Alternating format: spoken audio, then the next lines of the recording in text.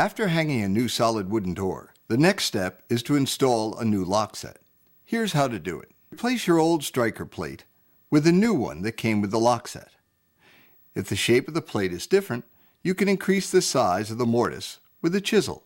Using a speed square, transfer the location of the top and bottom of the striker plate hole to the edge of the door, and transfer these measurements to the front of the door. This will allow us to line up the Lockset installation tool. On the Lockset installation tool, you can set the backset guide to match the backset required for the Lockset you are installing. Using your measurements, position the Lockset installation tool on the edge of the door aligned with the pencil marks and secure it to the door with the 2 screws from your Lockset kit.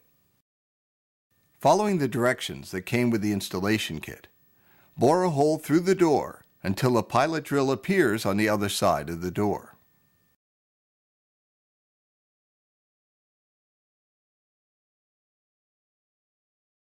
Using the pilot hole as a guide, now bore from the other side until you have completely cut through the door. In this way, you'll avoid splintering the hole. Then, using a 1-inch bore, drill a hole for the bolt right through to the larger hole.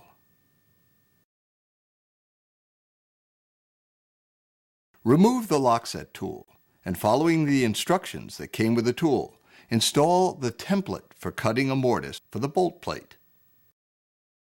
Following the channels in the guide with the router tip, cut the edges of the mortise, and then removing the template tool, cut away the remaining wood with a chisel.